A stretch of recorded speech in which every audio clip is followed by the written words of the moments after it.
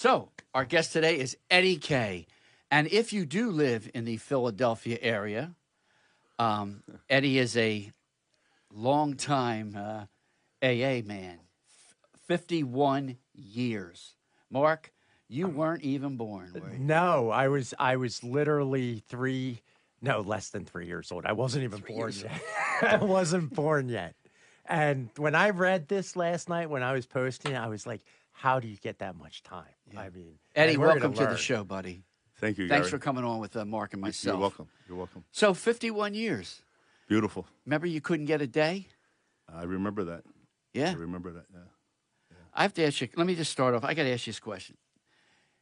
You have extreme willpower and a lot of other resources to keep yourself clean for 51 years.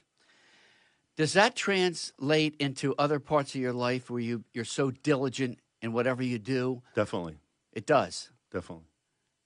Give us an example. Well, Like a lot of my character defects, like my lying or cheating or stealing. yeah, That's all like cleaned up. yeah. Not just I definitely one day at a time I stay sober. Right. But I have a hard time if somebody asks me a question and I'm thinking I don't want to answer the question. I want to tell, but I can't tell a lie either. It's just like, so I gotta. I asked tell the you. truth. I mentioned it was harder for us to get a day, a week, whatever. I remember the day I was in rehab, the first night, and there was a guy in there, and he said he had 30 days. I remember what he looked like, and I'm saying to myself, he is so full of it, it's not even funny. Yeah, I had the same experience. Did where you? You see people with time, and you're just like, how did they Blown possibly get it? And I was curious. You come into recovery with these glaring character defects, and how long did it take to start seeing those get better for you? Well, I didn't. Well, I came into Alcoholics Anonymous when I was 20 years old. I went to the neighborhood group in Southwest Philadelphia, and I actually called AA at 2:00 in the morning, drunk, and somebody answered the phone, and for the first five months, not only did I not want to be an alcoholic, I didn't think I was alcoholic. I thought the troubles that I got into, because some of it was criminal, if the cops didn't show up when I was doing something criminal, I wouldn't have had a problem drinking because I wouldn't have got caught. But I had to be sober.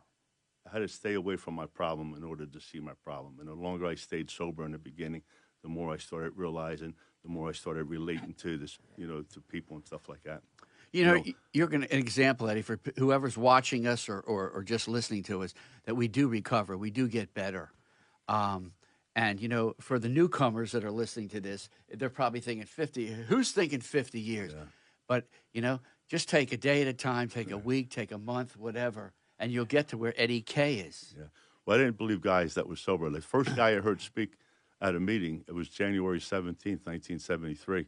I actually walked into the meeting 5 minutes late, and there was a guy named Frank C. He was already speaking, and he said he had 19 years sober. And like you, I didn't believe him at all. And I said to myself, I'll tell you two facts why this guy wasn't sober 19 years. Fact number one is, it was impossible to stay sober for 19 years, and who would want to? Right. That was my thinking. Yeah. That was my twisted thinking, when I came into the rooms. But I realized it's not the years, it's the days that count. Did you have a childhood full of addiction in your family? My father was a drunk. I never knew my father. Oh, you didn't? No, I met my father once when I was about 16, when I was working at a grocery store. He came in, and I wasn't there, but the boss told me, there was a guy in here. He said he was your father, and I met my father. And then I saw him a couple other times after that, and then I saw him again when I was sober 7 years. It was kind of funny. He was in detox at Haverford Hospital. Oh, really? And somebody thought it was me in detox because they heard the name. Yeah.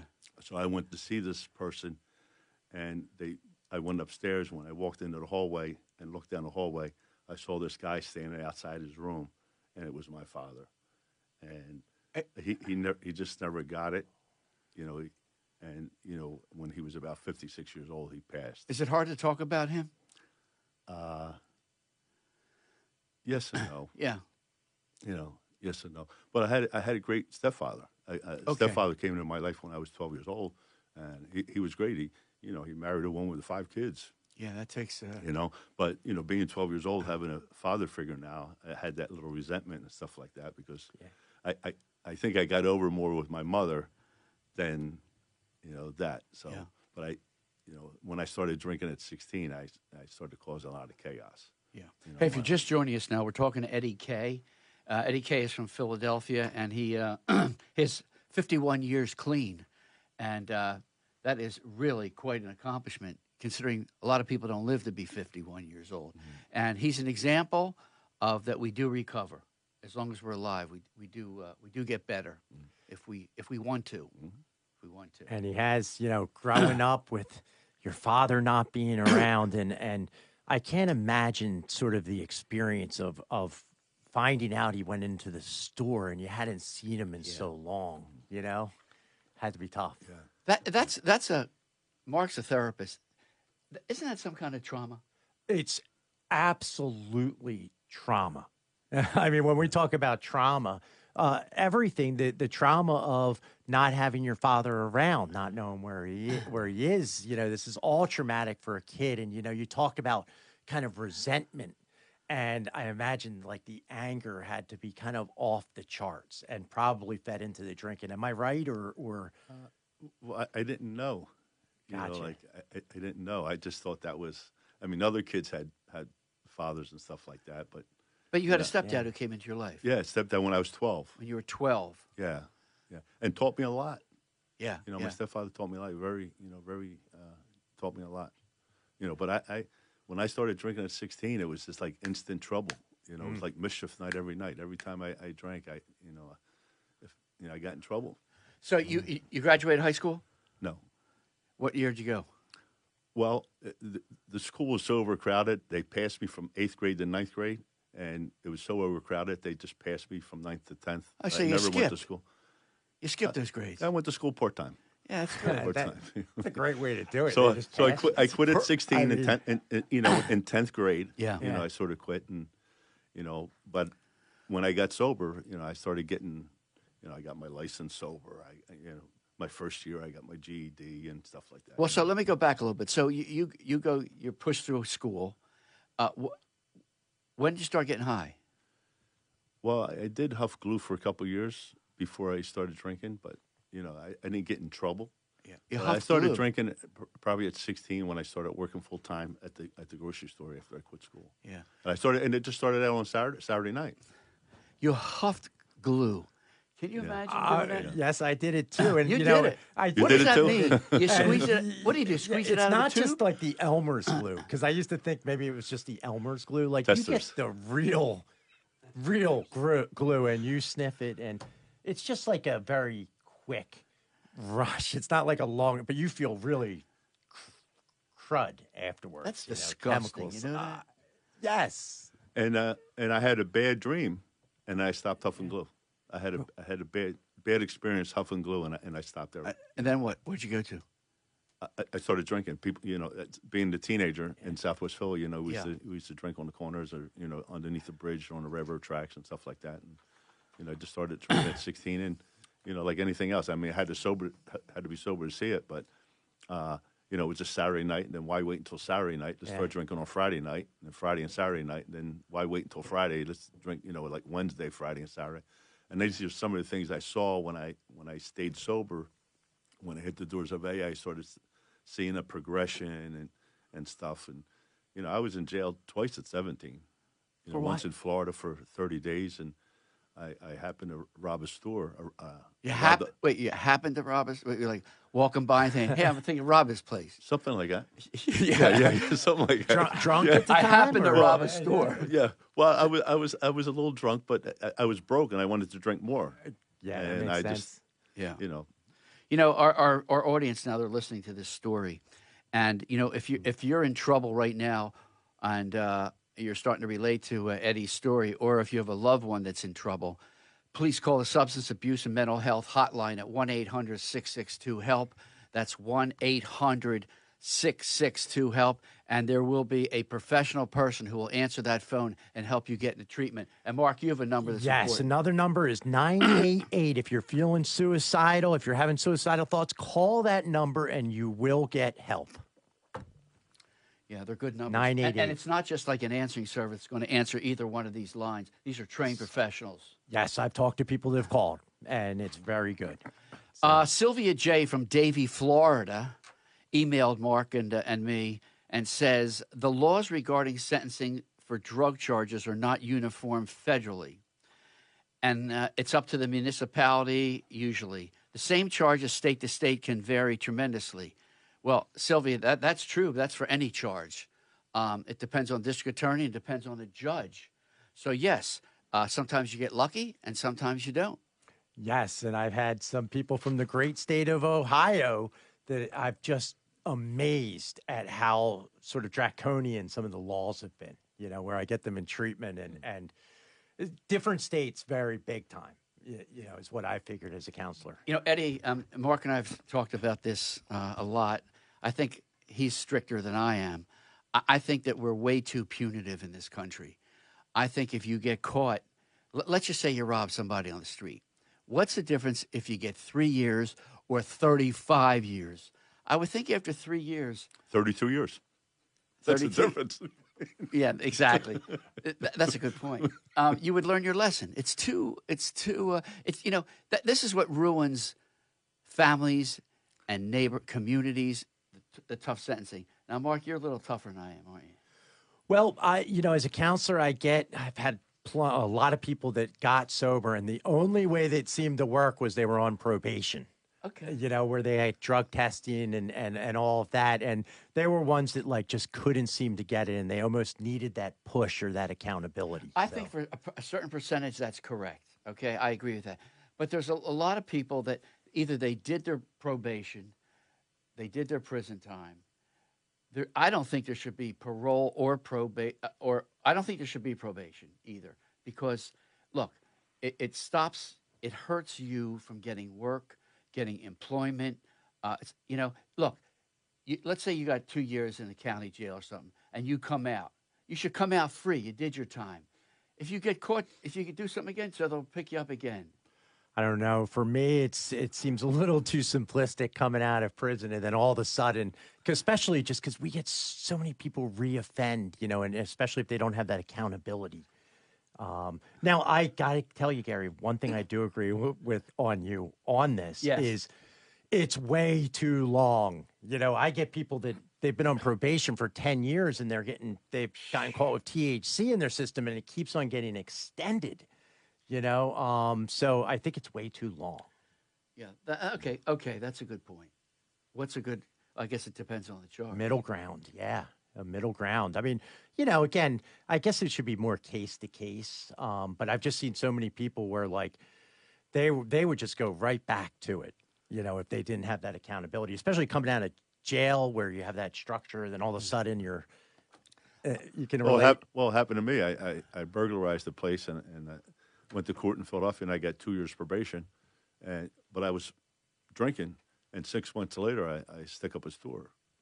And I get caught, and I'm out on bail. The burglary would happen in Philadelphia, and I'm out on bail in Delaware County. So you violated? I violated probation, yeah. And I stopped seeing my probation officer. He's calling, but I stopped seeing him, and I was just, running. And then this was in 72, and then 73, I hit the doors of Alcoholics Anonymous. Wow. And I actually went to court in Delaware County, media, and I got 2 years probation. And my probation officer, I had to go see him. He was at, West Philly. I went to go see him, and he opened up this desk drawer. He put the handcuffs right on the table, and he said, "Tell me why I shouldn't send you back to prison." Well, I'll tell you what's. I just said I was sober. I'll tell you what's happening now outside of Philadelphia in Montgomery County and Delaware County. When you violate, they're not necessarily sending you back for a violation. They're either putting a bracelet on you or something else, but that's why the prisons are not full around here anymore. Yeah, that's great. So I think they're starting to see. This is a slow process. I think the legal system is absolutely starting to see you can't incarcerate out of this. Yeah, and you know the treatment courts are highly effective.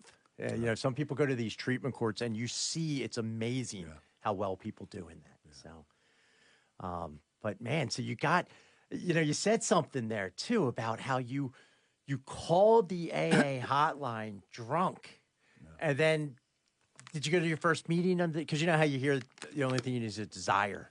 Well, my daughter was born on January 16th, and I went out to celebrate. I was drinking in a bar and got drunk that night, and a thought crossed my mind because I heard about AA when I was 19 through a friend.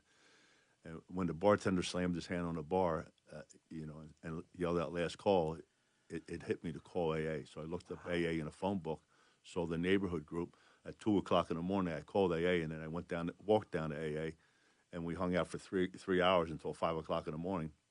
And that was January 17th. They have a 1:00 meeting on Wednesday, and I went to that. We exchanged phone numbers, and the guy called me, and I went down to that meeting on January 17th. That was my very first AA meeting, and I haven't had a drink since. Were you scared going into that meeting? When I lived a block and a half away. Yeah. And the closer I got to the door, my heart was pounding through my chest. I love Mark's story. We talk about this, you know, going to that first AA meeting, man, is scary. Yeah, scary. I sat in the parking lot. Plymouth Meeting Mall parking lot for 10, 15 minutes, watching people go into church on the mall and just being so scared. And you don't remember that first meeting either a lot of times, like what goes on in it, you know? Yeah. Were you scared? Yeah. I was already in the institute. Oh, yeah, gotcha. I went into rehab. Listen, if you want to get involved with this conversation, please give us a call at 1-888-728-9941. And if you're just listening anywhere actually in the world and you want to watch us do this show right now, go to Facebook and go to our Facebook page, Clean and Sober Radio, just like these folks. Judge Christopher Maddox is watching, Kathy Wolf-Collin, Debbie Reynolds, Patty Weeks, Ron Manquist, Linda Carroll, Mike Brill. Mike Brill says, if it's one day at a time, then it's one person at a time. Let's save a life, gentlemen, and happy Friday. All right. Michael Shoemaker is watching from Tennessee. You know where Tennessee is? I sure do. Okay. I never heard of it. Tris Price is watching. Leonard Pascal. Diane McDonald. We got a lot of people on there. We're going to get back to them after the break. Let's take a break right now, and we're going to come in back with Eddie K, and he's going to tell us exactly how do you get 51 years clean. We'll be right back. This is Clean and Sober Radio. When you look into the mirror, do you see your addiction to drugs or alcohol staring back at you? At Gaudenzia, in that mirror, we see you, healthy and at peace. At Gaudenzia, we see the tools you can use to recover the life you want to live. Hope is in the effective treatment we can offer, designed uniquely for you. Your hope is waiting at Gaudenzia. Call 833-976-4357. 833-976-4357. Through Gaudenzia, you can recover your life. Begin today. Hey, man, this is Ricky Byrd, former member of Joan Jett and the Blackhearts, an inductee to the Rock and Roll Hall of Fame as of 2015, and I listen to Clean and Sober Radio, and so do my friends here, right? 888-728-9941. This is Clean and Sober Radio. Hey, welcome back, everybody. We're talking with Eddie K. Clean and Sober, 51 years, quite an accomplishment. You know, to do anything for 51 years is an accomplishment. Being married for 51 years, keeping the same job for 51 years. Being alive for 51 years, right? You wouldn't know it. You I wouldn't even would know I'm about not that. there yet. I hope I get there. Yeah, absolutely. These headphones are, I don't know. Bill B. from Philadelphia, Alabama, and there is a Philadelphia, Alabama. Are there any specific rehabs for just for alcohol and not drugs? Do you know anymore? You know, I don't know of any. I imagine there might be a specialty rehab. Did you know about any specialty that just do alcohol and not drugs? Not off the top of my head now. Maybe some of these ones in California that are $30,000 a day. Maybe. Yeah. You know, and we got to research this. Maybe one of our message board people can research Yeah, somebody. it. Yeah, and let us know at 1-888-728-9941. Let us know we usually get some good feedback from the audience, you know. They answer our questions, thankfully, right? Absolutely. So you get you're so many people. Yeah, and I, before the break, you're talking about you went in, you called the AA hotline, and I'm thinking like, how desperate were you at that spot where you're like, what was going on that led to like, I got to call this AA hotline even under the influence? Like, Well, I heard about AA when I was 19 years old. I used to hang around these two brothers.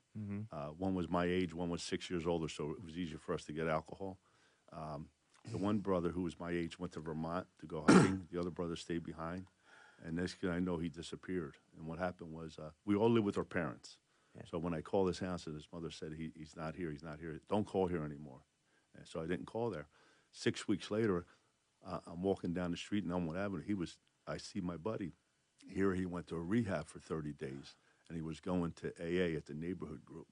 And I happened to talk to him, and I said, hey, Paul, blah, blah, blah. And he said, Eddie, you can't hang around here. You're like people placing things to me.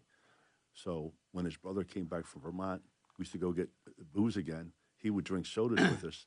And here's a real sad part. We're drinking underneath the bridge, and he says to me, Eddie, today I have 90 days. And I said to Paul, I said, you got 90 days what today? He said, I got 90 days without a drink today.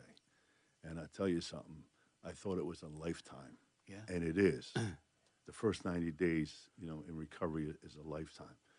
And I reached down in a case of beer, and I grabbed the can, and I said, here, Paul, have a beer. Because I thought it was like a celebration time. Yeah. And he took that beer, and he never came back to AA. July 1st, 1972, I bought him his last beer. And we used to drink on the railroad tracks. I left him that night. He climbed on top of a train and hit his head and died. So he told me before he died, Eddie, he called me an alcoholic, and he said to me, Eddie, if you ever need help, call AA. And I said, yeah, I laughed at him. And then he died. 7 months later, I'm sitting in a bar drinking after my daughter was born, and the thought crossed my mind about calling AA. And I sort of believe when that bartender slammed his hand on the bar and yelled that last call, Paul was screaming at me, call AA now. And that's when I asked the bartender for a phone book. I looked up Alcoholics Anonymous, and I called, and, the miracle was in the process that I didn't know about, but it was happening. And I've been talking about Paul C. for the last 51 years. And his parents, his brothers and sisters, his nieces and nephews don't know that there's somebody talking about their son, their brother, their uncle for the last 51 years. But I believe that they'll find out one day. I'm listening to you, and I see it's emotional for you, isn't it? He planted the seed. Yeah. And like you hear it at meetings sometimes, or like one or two words that you hear at a meeting could change your thinking for a lifetime.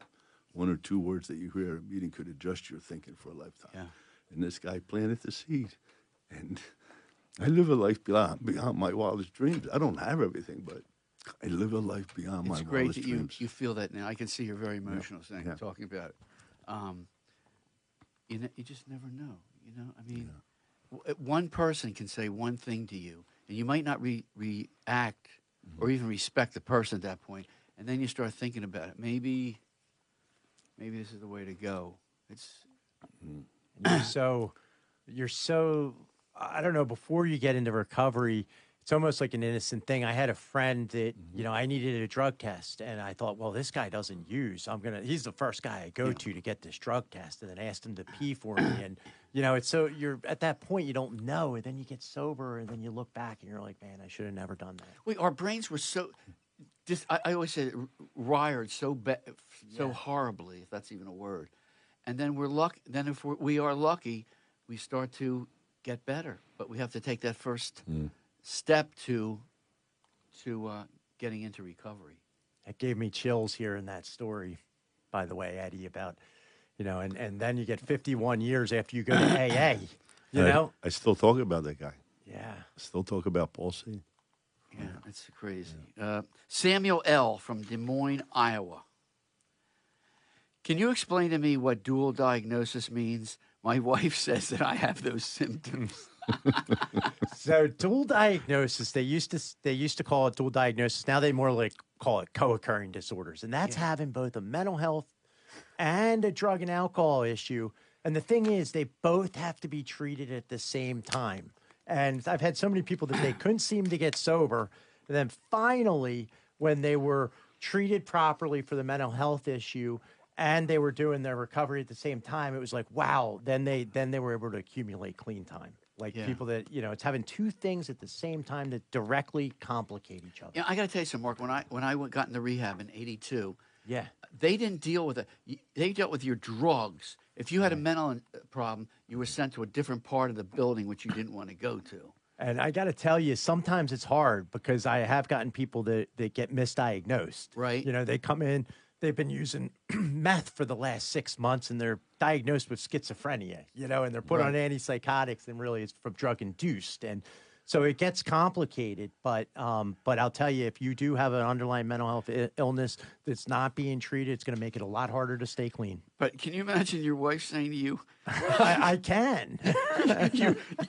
Mark, you're dual diagnosis. Yeah, I mean, that's I could. Could you imagine Mark saying that? Yeah. Numerous times. Numerous times. Yeah. I wish she would stop. Yeah. Right, Steve? Yeah, that's look, we're kidding, but it's not, you know what I mean? It's not funny. If you're just joining us, we're talking to Eddie K. 51 years clean. That's like all you have to say about this guy. 51 years. And living a really good life. Clean life. That's what we get when we get clean. We're not perfect by any means, but we do good stuff. And I'm always wondering, you get that much time. Has there ever been spots that you hit in life where you're like, I don't know if this is going to work anymore? Like my life, something really bad happened or, desperation in recovery. Only one time when I was sober 7 years. I split up with a girl, and I thought about it. Actually, I thought about killing myself. That's what I thought about. The thought just crossed my mind. I didn't dwell on it, but just the thought crossed my mind. But that's the only time because I hung around a lot of great people. You meet a lot of great people in the rooms, and I hung around a lot of great people that wanted the best for me. And I always say, I share what I learned in Alcoholics Anonymous is that Alcoholics Anonymous loves you. Alcoholics Anonymous wants the best for you. And Alcoholics Anonymous will deliver on its promise of a new freedom and a new happiness in your life. And I actually found out that I found a great new freedom and an unbelievable happiness in my life. And I always say this at meetings, if great things and great events, you're sober 6 months or more, and great things and great events are not happening in your life, see me after the meeting and we'll get some going. Because like I said, one or two things you need to stop doing or one or two things you need to start doing in order to enjoy this beautiful life that's given to us. And a message for the newcomers. If you go to a meeting and you don't like the meeting, go to another meeting. I mean, you're not going to like every meeting and you're not going to like everybody in the meetings. Yeah. But you can't use that as any kind of excuse not to keep yourself clean and sober. Yeah, you'll go to meetings and you'll hear things you don't like. You'll hear things at meetings that may hurt you, bother you, or confuse you. But come back anyway. Don't ever let what you hear at a meeting keep you from coming back to a meeting. 1-888-728-9941 is our line right into the studio. Yes, give us a call. Tell us if you have any questions for Eddie on how do you get 51 years sober, what works for you. And imagine some of the people listening right now that are just coming in and they're probably like, how is it even possible? Or they're going, come on. Did you say 51 days or 51 years? I mean, totally. Let me go through some of these other people. They are watching us on Facebook, on our Clean and Sober Radio Facebook page. Let me see. Patty. Mark, can you pronounce her name? Patty? You stink, Gary. Patty Traechner. Traechner. Is that what it is, Mark? Yes, Traechner. Yes. I think it's right. Maybe she'll call in and tell us. Yeah. Yeah. That's a hard one. Set you know me that? up, man. Ron Manquist again. At least you saved yourself. Well, we do save ourselves, Yes. don't we? Diana McDonald. So true. Recovering is a daily reprieve. Never recovered. That's right. You know, when you hear people, they just don't know. I'm recovered. No, you're recovering, maybe, if you're lucky. Why does this always come up? Ron Manquist says, Gary, is your more something more so? He's trying to say? What's a sobering challenge? Is it Quaaludes or alcohol? Which is harder? I think that's what Ron's saying. I know the answer for Gary, but No question, Ludes, man. Yeah. yeah. Anybody relate to that? Hey, Pam Daly is watching. So my beautiful wife, Andrea Diaz. Give her a shout out here. What kind of shout out you want to give her? She's married to you. John Lowe, me a Bob lot. Miller. Great show, guys. Diana, when I got to doing my 9th step, I got some 9th step promises and still am. And she's got 23 years sober now. Good. Amazing. Jürgen Schmidtke is watching. I actually went to high school with Jürgen. Really? Yes, great guy. John Lowe, got to get one day before you get a year, a month, or a week. That's so true. Hey, guys, Eddie appreciates you. This is Bob Moeller. Back wall Bob from 562. Okay. God, it's amazing. Yeah. I guess nobody really cares about anonymity. I mean, I certainly don't. It doesn't. And I'm wondering, too, 51 years, how big is your support system at this point? I always find in recovery you get more and more people every year. I mean, is this like lines out the door kind of thing, or? Yeah. Yeah. I love Alcoholics Anonymous, and like I always said, you'll meet a lot of great people when you walk into the rooms, but the greatest people that you'll meet have yet to walk through the door. That's that's just something special because, I have a lot of great friends that have a lot less time than I do. Yeah. It's just, and to see them grow and they see me grow too, you never stop growing in Alcoholics Anonymous. You just never stop. Eddie, you ever wonder, after all these years, thousands and thousands and thousands of people in these meetings, where do a lot of them go? Where are they all? My friends? Well, I'm They're not not saying, here. you know what I mean? I mean, there are so many, we've been tens of thousands of people. You still, you see the regulars. I guess some go out, some die, some are don't. They move. They move. Yeah, they get older, they move. Yeah. They, But I like to think back of, I remember this guy from the 90s, Wonder where he is. Where is she, Well, when I get together with guys around my time, Yeah. we talk about them. It's interesting that, we'll go out to dinner and stuff like that. And we don't realize it. Like, we'll go out to lunch, 3 hours will go by. Yeah. It's just like, I'm leaving here. You want dinner? You guys want dinner? It's like, we just talk about, reminisce about. Is it like when you're with your buddies from high school and you're talking about the girls from high school? Well, not me. I never went to high school. Mark, how about you? You go to high school? Somebody went to high school. I did. You did? Yes, I did. Yeah. Well, let me ask you a question. Yeah. Don't ask any more questions about that right now. Hey, Well, we're talking about high school, Mark. Yeah. Your high school experience, were you using in high school? Towards the end? Yeah. Yes, towards the end. But like the last year, I was pretty sober for most of it. I mean, I drank and then I started doing like some pot at like my last year. Yeah. So.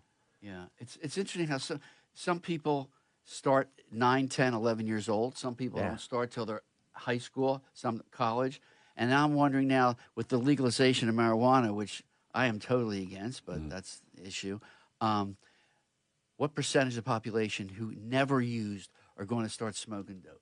Well, it's funny, you asked me that question, did I ever use? I was talking about drugs. I started drinking at like 11 or 12. Did you really? Yes. But you got a great question there with this new marijuana thing. One of my concerns is like the inexperienced users.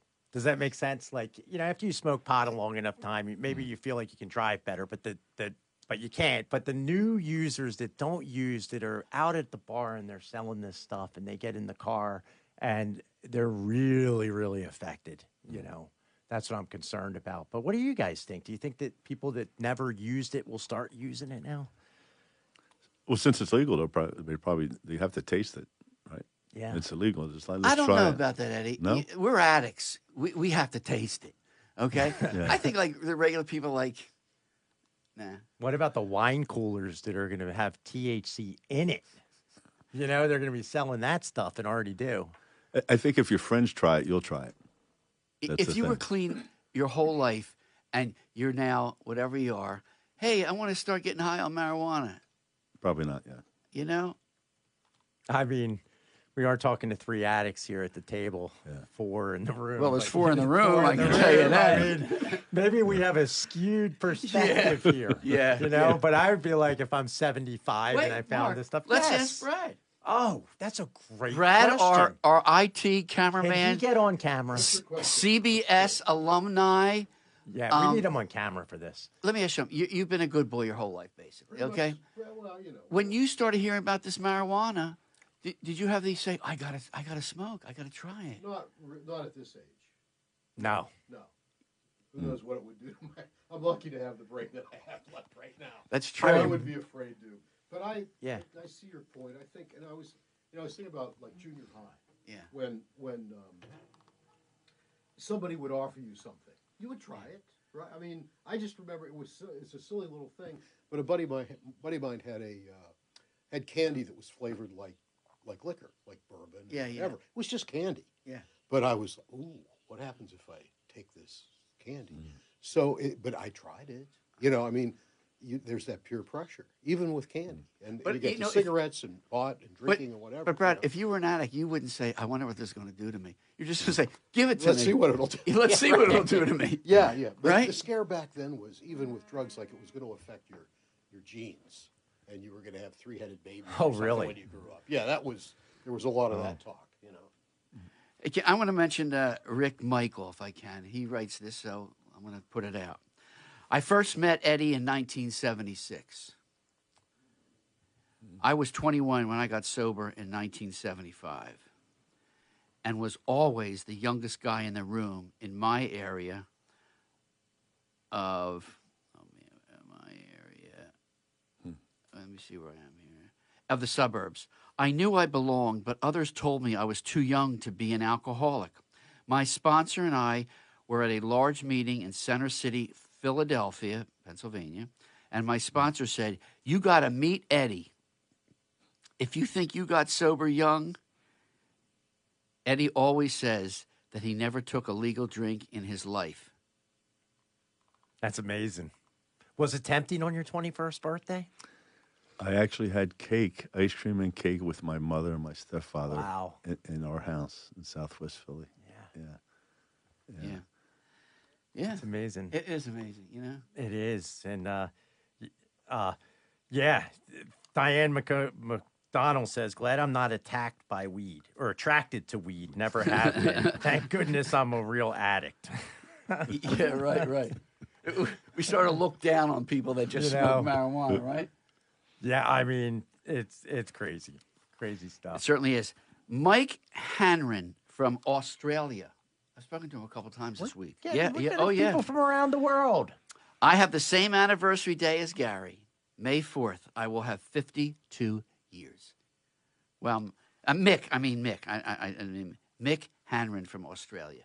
So your anniversaries? The same day, May 4th. I'm coming up on 42. I did it short, but No, this is better. yeah. Let me see. Let me get another one here.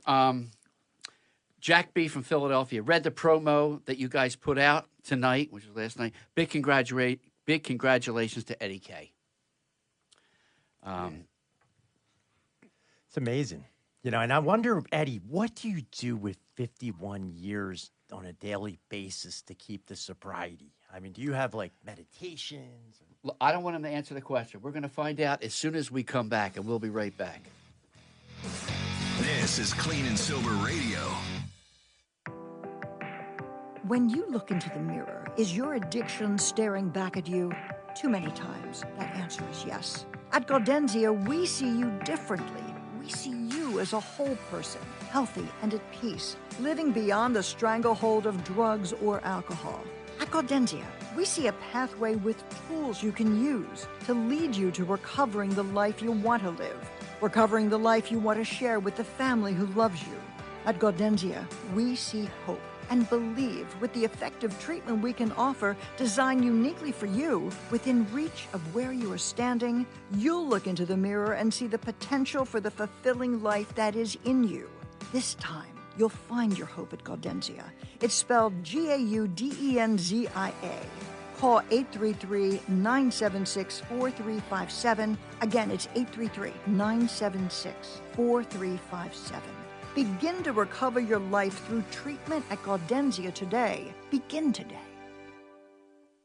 Hi, this is Dion, the Wanderer. Listen to Clean and Sober Radio. You might hear something that'll change your life. Yo! 888-728-9941. This is Clean and Sober Radio. And we're back. You know that spot by Dion? Dion just celebrated 56 years. Wow. Beautiful. That's cool. And it's cool you know Dion. You know, we've gone in cars with them. Yeah. What was the question? So my question is, you got 51 years. What do you do on a daily basis to kind of keep this thing, to keep your connection? Do you have routines? Do you have, what keeps you well? Well, the first thing I do is I get up when I get up out of bed, I get on my knees and I say to Our Father. Okay. And then I ask God to please keep me sober on any and all conditions. And I always say a prayer for my mother and my father and my stepfather. And I even throw in Paul C. I say a little prayer for him. And then I get up off my knees and I just I do what AA taught me to do. Be kind, be considerate, be nice, be respectful. Say what you mean. You don't have to say it meanly. It's like I don't use profanity in my life. I was always taught like the absence of profanity offends no one. The message of AA is not laced with profanity. So just be a kind, loving person, and see if you can. I always try to bring a smile to somebody's face, whether it's at the bank, at the grocery store, at the CV, it doesn't matter. I always try to, maybe crack a smoke or, crack a joke or, say something nice, brighten somebody's day. You're giving back constantly. Constantly. Constantly. Yeah, 24/7. I want to mention something. Jürgen Schmidtke writes, I lost 3 brothers to alcohol and drugs. I wish they could have seen your show. On a side note, okay. It was a side note. I spoke to him early, catching up with you early. It was certainly enjoyable for me, Jürgen, and I wish that we were on the air back then so your brothers could have listened to the show. Maybe we could have given them a little help there. It's a sad thing. Yeah, it's the worst with such a family disease, where you hear, a couple people in the family passing away, and we actually never asked you this. Did you have family members that had addiction, alcoholism? Not like myself, except my Your father. dad, your dad. My dad. Yes, yeah, dad. my father. Yeah. Yeah. I mean, they were heavy drinkers, but not, not like me. I mean, I was a thief. I was a burglar. I was a. God, Eddie, we would have been really good friends. You know that? You wouldn't have had any money because I would have had it. I was just thinking the opposite. You guys ran together, would have been big trouble. Let me tell you. Cellmates? I will tell you something. I remember Judy Collins was on the show, and I said to her, we would have been great friends in 1968. And you know what she said to me? No, we wouldn't have. Just like you. I mean, that's why we're here, to help people. As I said before the show, it's a serious subject, but we have fun doing it. And the main thing is if we can help somebody that's listening or watching, that's the greatest part of this thing. Yeah. I have a lot of fun sober. I mean, I've always had fun. They always, just had fun, joked around. And did you think you could have had fun when you first got into sobriety? Did you think you could ever have fun again? I tell you, I thought stopping drinking. I thought I was sentenced to life in prison, without alcohol. That's the way my mind was. Yeah, sure. But you live a life beyond your wildest dreams if you stay sober. The most important thing is to stay sober and live sober. And come back, remain teachable. Even today, like always remain teachable, always go to meetings. And, sometimes, I question some people. I take the meetings even to have time. We'll go to a meeting on the way home, or we'll go. I said, "What you learn tonight? What did you learn tonight?" And it's just like, just to keep everybody on the ball. It's like sometimes they'll ask me, "What you learn tonight, Eddie?" I said, "I learned that you need to go to more meetings." You know what I mean? Do you sponsor a lot of people? I sponsor a few people. Yeah. Yeah. Do you work the steps still yourself? I live them. Live them. Yeah, I live So them. you work them. Yeah, just daily, just Yeah. just out of habit. But your friends, like you keep you on, keep you on the ball. Mm-hmm.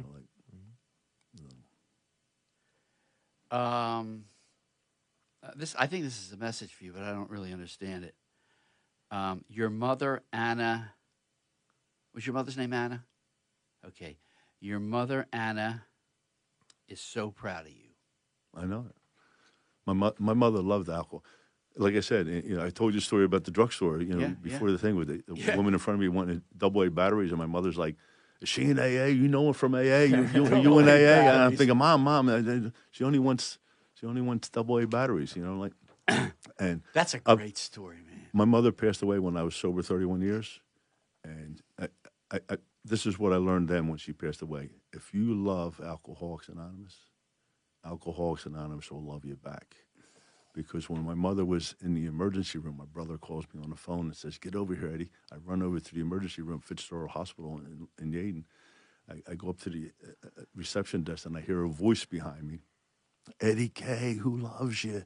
And I turn around. It was one of our friends, little Irish Annie. I didn't know it, but she was an emergency room nurse. She knew my mother because my mother was in and out, but she didn't get two and two together until I came into the picture. She said, "Come on back, come on back." And I ran back, and my mother's, with the curtains up, with the oxygen mask on, and my mother says, "Is she in AA?" Real loud, it's just, just things happen, like, with my mother and me and stuff. Because when my mother went to a nursing home, the head nurse on the floor that my mother was on was one of us. I didn't know it was my mother until I came into the picture. Well, it's so great that your mom got to see you sober for so many years. Oh, beautiful, yeah. Eddie, do you have any final thoughts or messages for somebody who is either a newcomer or thinking about, maybe I have a problem and I need help? What should they do? You can stop by the neighborhood group and see me.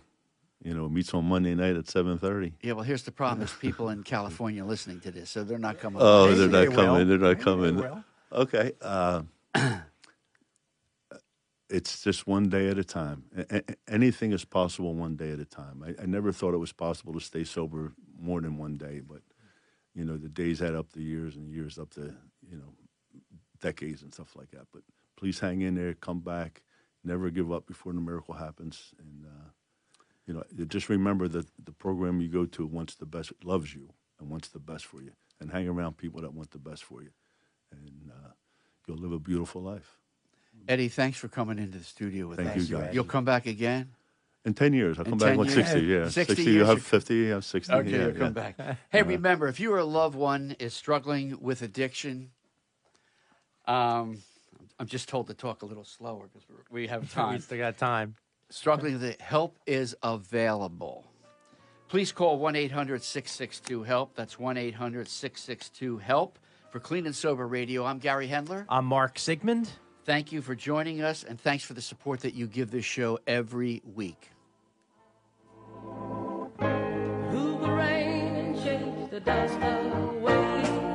I'd like to say thank you on behalf of the group and ourselves. I hope we pass the audition. Hey, thanks everybody for joining us today, and have a great weekend. We'll see you next week.